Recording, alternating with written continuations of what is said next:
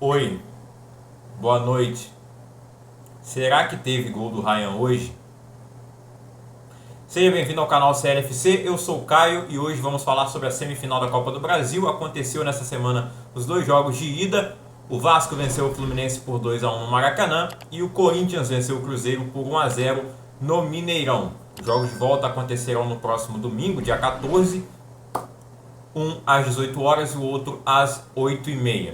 Enfim, vamos começar falando pelo Vasco e Fluminense, que foi o jogo que terminou agora, mais recente, nessa quinta-feira. E o Vasco venceu por 2-1 o Fluminense de virada no Maracanã. O Vasco era o mandante da partida, mas não conseguiu. Eu não sei o quanto também que eles tentaram dessa vez jogar em São Januário, porque a Justiça, o Ministério de Segurança do Rio de Janeiro já havia proibido no Campeonato Brasileiro. O Vasco gostaria de jogar em São Januário, mas acabou jogando novamente no Maracanã. E como foi também como mandante no Brasileirão, ele vence o Fluminense no Maracanã. O Ryan vem sendo aí o grande carrasco do Fluminense. Ele que lá em 2023, quando ele subiu para o profissional, teve um meme ali que o Fluminense até divulgou, né? Famoso Ken, quando o André olhou para a camisa dele, estava com o nome do pai dele, porque o jogo foi no Dia dos Pais na ocasião e os jogadores estavam com o nome dos pais ao invés de seus próprios nomes, né? Então estava Valquimar na camisa do Ryan e o André querendo saber quem era. E hoje o André está lá no Wolverhampton, né, na lanterna da Premier League. Inclusive o Ryan está aqui, foi eleito a revelação do Campeonato Brasileiro. Eu diria que o prêmio deveria mudar de nome, né, porque o Ryan está jogando no profissional do Vasco desde 2023, mas é o melhor ano dele sem dúvida nenhuma. E ele é o cara da partida, fazendo gol e sendo responsável também pela jogada do gol da vitória do Vasco.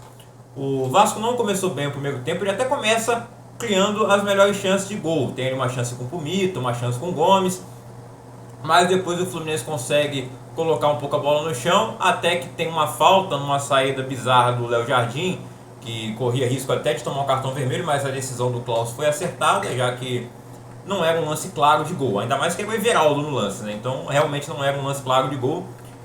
Falta cometida ali, o René surpreende na cobrança e acaba no gol do Kevin Senna. Ela ainda desvia no meio das pernas do Andrés Gomes. Ainda assim, acho que era uma bola defensável para o Léo Jardim. Não foi uma grande partida dele, achei ele um pouco nervoso. Mas tem crédito, né, pela Copa do Brasil do ano passado e desse ano também. Quem sabe desse ano termine melhor que o ano passado, onde o Vasco chegou até a semifinal, mas acabou eliminado pelo Atlético Mineiro. Agora o Vasco consegue uma vantagem para ir à final. Uma vantagem mínima de um gol, mas é uma vantagem. Qualquer empate coloca o Vasco na final da Copa do Brasil. Bom, o Ryan fez o gol de empate do Vasco ali aos 5 minutos do segundo tempo. Jogada que vem ali pelo lado esquerdo, como também foi a jogada do segundo gol, né? Mas começa com o Ryan lá na direita. Nessa primeira ele finaliza, né? Faz o gol. O Verratti continua sendo reserva, foi titular na última partida. O Vasco que vinha mal, né? É bom dizer também do cenário antes da partida. O Fluminense era favorito, considerado favorito porque vinha num momento muito bom, mais de 5 jogos sem perder, uma sequência boa de vitórias, enquanto o Vasco ficou num momento muito ruim, chegou a ter 5 derrotas seguidas, foram 7 derrotas nos últimos 8 jogos, apenas uma vitória que foi a goleada contra o Internacional, e vinha de uma goleada no último jogo do Brasileiro. Apesar de ser o time reserva, tomar um 5-0 nunca é fácil, né? E o Fluminense vinha de uma vitória, classificação assegurada para a fase de grupos da Libertadores. E no fim o Vasco venceu, porque no clássico o favoritismo não conta muito. E porque os dois times não são muito diferentes. Eu acho até que o Vasco tem um elenco melhor. Um elenco não. Um 11 inicial que começou esse jogo do Vasco, eu acho que era melhor do que o do Fluminense. O Fluminense tem os seus desfalques, o Germancano que também já nem está jogando mais, que jogou lá em 2023. Como o Verratti também não está jogando, que jogou no ano passado, no começo desse ano. Mas o Verratti entra e faz o gol. O Cano não pôde nem sequer entrar, né? No time do Fluminense ele não estava disponível, como também não esteve nessa partida o Canóbio, que vem jogando muito bem nas últimas partidas e foi importante inclusive para o Fluminense chegar até aqui na Copa do Brasil. É o artilheiro do Fluminense na Copa do Brasil e estava suspenso. O Germancano está machucado. Bom, o Ryan faz esse gol e lá no final, uma jogada que parecia morta, né? O jogo parecia se encaminhar para um empate de 1-1.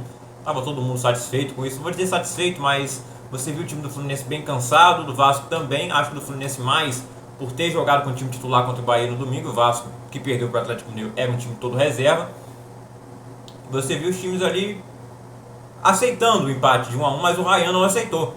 fez uma jogada individual pelo meio de campo, foi cortando a bola para o meio, foi levando a bola para o meio, sofreu a falta e bateu rápido, né? Qualquer jogador ali esperaria, vamos tentar colocar essa bola na área, o Verratti entrou, ele pode fazer o gol de cabeça, e fez o gol de cabeça, mas porque o Ryan não desistiu da jogada, sofreu a falta, levantou, cobrou a falta rapidinho, e o Klaus muito bem deixou o lance seguir, porque não tinha por que parar.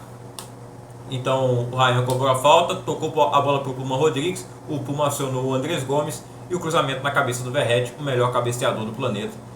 Há tempos ele não marcava um gol de cabeça, mas ele fez um gol muito importante, né? Mesmo numa fase não tão positiva, ele aparece e decide o jogo pro Vasco, ele que é o capitão do time, se o Vasco for campeão vai erguer a taça. Para mim ele já é considerado um ídolo, tá na história do Vasco, mesmo sem títulos. Se ganhar um título grande como a Copa do Brasil, que foi o último grande título do Vasco lá em 2011, né? Infelizmente o único grande título que eu vi, e eu só tinha 7 anos de idade. Quem sabe isso possa acontecer agora em 2025, o Vasco voltando a ganhar a Copa do Brasil e também ganhando uma vaga na Libertadores, né? A partir do ano que vem, parece que o vice-campeão da Copa do Brasil também vai ter uma vaga na Libertadores. Não sei se vai ser direto na fase de grupos ou se vai ser na pré, mas é uma mudança que deve acontecer para a próxima temporada. Nessa, a vaga vai apenas para o campeão. No caso, o Fluminense e o Cruzeiro já estão classificados para a fase de grupos da Libertadores. O Vasco e o Corinthians que estão querendo essa vaga, que também é direta para a fase de grupos, né? Você tem até alguns times ali de olho, torcendo para o Cruzeiro, torcendo para o Fluminense, mas eles viram aí essas duas equipes consideradas favoritas perderem o jogo da ida.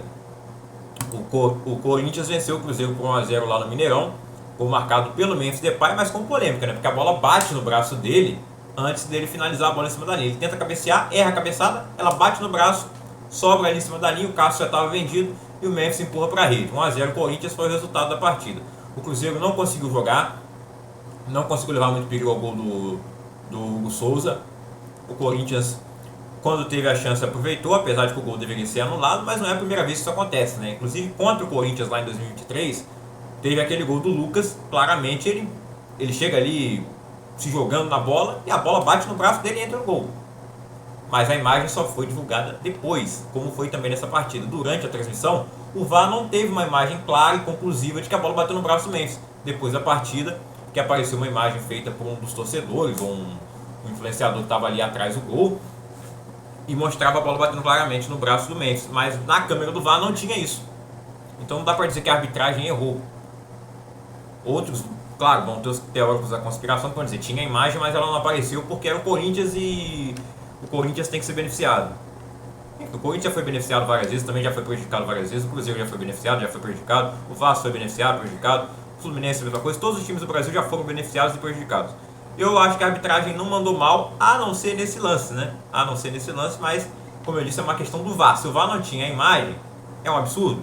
Eu acho que é um absurdo, né? Ainda mais em 2025. Se você não tivesse uma imagem em 98, como até aconteceu na Copa do Mundo lá, 98, nem tinha VAR. Mas a transmissão também não teve a imagem que apareceu depois, uma imagem independente do cinegrafista, não foi uma imagem da FIFA. Mas em 2025 o VAR não ter uma imagem clara disso, né? Vamos ver em 2026, vai ter o semiautomático, mas para esse lance o semiautomático não valeria de nada, né? Vai ter alguma coisa que vai detectar, né, como é a tecnologia da linha do gol, se a bola bateu no braço ou não. Acho que não tem isso, né? Vai fazer que botar um chip no braço do jogador? Fazer ele usar uma camisa com a manga que detecta se a bola bateu no braço ou não. Eu acho que não existe isso, né? Tô viajando aqui. Bem, é isso. O Vasco ganhou o primeiro jogo, o Corinthians também. Por enquanto, tá dando Vasco e Corinthians na final. Me diz se você esperava por isso. Eu comentei em alguma live passada que achava que a final seria essa. Estava torcendo para a final ser essa. O Vasco tem um histórico não muito bom contra o Corinthians aí nesse século, ou talvez até na história, né?